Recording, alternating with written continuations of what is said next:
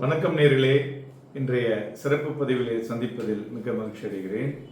இன்றைய தினம் நமது கிளையண்ட் கபாலி கேட்டது என்னன்னா, இந்த என்பிஎஃப்சிஸுக்கும் பேங்கிங்க்கும் என்ன மாதிரியான ஃபினான்ஷியல் இன்புட்ஸ் நம்ம பார்க்கணும் அப்படிங்கிற போது அதுக்கு ஒரு proven model method evaluate banks and NBFCs இருக்குங்க.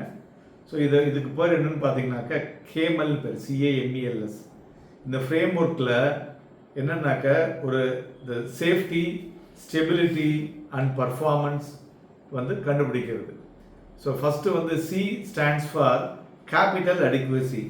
ஸோ இது மூலிமா பார்த்தீங்கன்னாக்கா இது என்ன பண்ணுன்னா மெஷர் ஆஃப் நம்மளுடைய பொட்டென்ஷியல் லாஸஸ் எப்படி கண்டுபிடிக்கலாம், அப்புறம் அவங்களுடைய குஷன் எகெயின்ஸ்ட் எனி பிஸ்னஸில் ஃபெயிலியர் வந்ததுன்னா எப்படி கண்டுபிடிக்கிறது அப்படிங்கிறத இந்த Tier 1 கேபிட்டல் கீ ஏரியாவிலேருந்து நம்மளால் எடுத்துக்க முடியும்.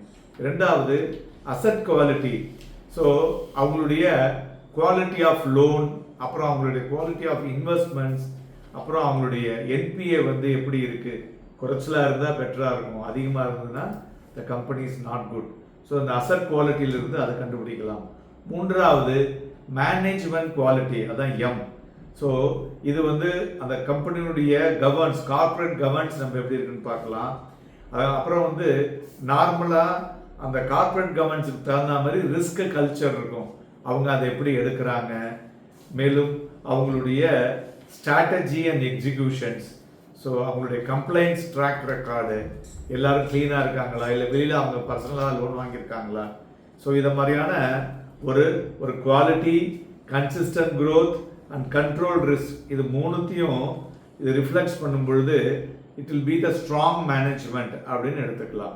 அடுத்தது ஏர்னிங்ஸை பொறுத்தவரையிலையும் profitability like return on assets, return on ஈக்விட்டின்னு சொல்லுவோம்ல, இதெல்லாம் எப்படி இருக்குது அப்படிங்கிறத கண்டுபிடிச்சி, ப்ளஸ் மெயினாக பேங்க் அண்ட் என்பிஎஃப்சிஸ்க்கு நெட் இன்ட்ரெஸ்ட் மார்ஜின் பார்ப்போம், அப்புறம் cost to income ratio. So இதெல்லாம் சஸ்டைனபிள் ஏர்னிங் பவர் அப்படின்னு சொல்கிறது. அடுத்தது பார்த்தீங்கன்னா லிக்விடிட்டி.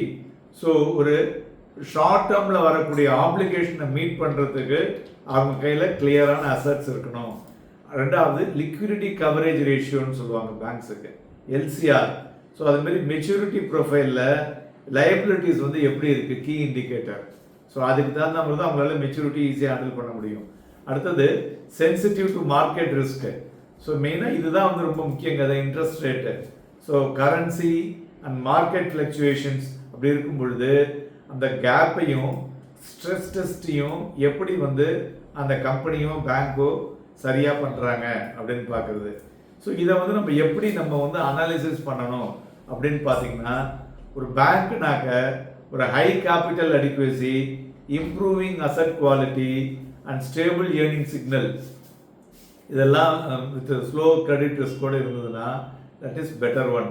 இரண்டாவது declining net interest margins, rising NPA or poor LCR, இதெல்லாம் அவங்களுடைய அசட்ஸில் பயங்கர ஸ்ட்ரெஸ் இருக்குது, அந்த கம்பெனிஸை தொடக்கூடாது, கம்பெனியும் பேங்கையும் தொடக்கூடாது. அதுமாரி மேனேஜ்மெண்ட் குவாலிட்டி, இது ஒரு ஹிஸ்டாரிக்கல் கன்சிஸ்டன்சியை கொடுக்கும். உதாரணத்துக்கு நம்ம சுந்தரம் ஃபினான்ஸ் அப்படின்னு எடுத்தோம்னா அவங்களுக்கு ஹிஸ்டாரிக்கல் இதை பார்க்க முடியுது. உதாரணத்துக்கு ஒவ்வொன்றுத்துக்கு ஒன்று இருக்கு இல்லையா. ஸோ இப்போ ஸ்டேட் பேங்க் அப்படின்னா PSUவில் அதனுடைய ஹிஸ்டாரிக்கல் ரெஃபரன்சஸ் பார்க்கலாம். ப்ரைவேட் பேங்க்கில் பார்த்தீங்கன்னா HDFC bank, you can see the historical references. அதில் அவங்களுடைய டிரான்ஸ்பரன்சி டிஸ்க்ளோஷர் எப்படி இருக்குது, அவங்களுடைய ரெப்புடேஷன் எப்படி இருக்குது, ரெப்புடேஷன் வித் ரெகுலேட்டர்ஸ் அவங்களுக்கு எப்படி இருக்குது. ஸோ இது எல்லாத்தையுமே நம்மளால் அதில் பார்க்க முடியும். ஸோ இது எப்படி ஒர்க் பண்ணுறது அப்படின்னு பார்த்தீங்கன்னாக்க, இதை நம்ம யூஸ் பண்ணும்போது அசஸ்மெண்ட் ஆஃப் பேலன்ஸ் ஷீட்டில் அவங்களுடைய ஸ்ட்ரென்த்தை பார்க்க முடியும், not only on the earnings. ரெண்டாவது ட்ராக்கிங், ஏர்லி வார்னிங் சிக்னல்னு சொல்லுவோம். அந்த கம்பெனி சரியில்லைன்னா இந்த மேலே சொன்ன இந்த விஷயங்களை பார்க்கும் பொழுது அது நமக்கு சிக்னலை கொடுத்துரும், இந்த ஷேரை வச்சுக்கக்கூடாதுன்னு சொல்லிட்டு. அதுமாரி அவங்களுடைய என்பிஏ ரைஸ் ஆனாலே அவங்களுடைய கேபிட்டல் பஃபர் காலியாகிறதுன்னு வச்சோம். ஸோ அதனால் அதுமாரி சமயங்களை நம்ம சரியாக உபயோகப்படுத்தி கொள்ள முடியும்.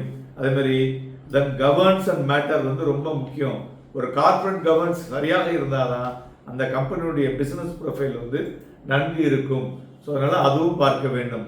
ஸோ ஓவராலாக ஒரு financial institutions R the banks அது பார்க்கும் பொழுது ஒரு டிஸ்ட்ரிக்ட் அப்ரோச்சில் பார்க்குறதுக்கு இந்த கேமல்ஸ் ஆஃபர் வந்து ஒரு ஸ்ட்ரக்சர்டு காம்ப்ரஹென்சிவ் லென்ஸ்ன்னு சொல்லுவோம்.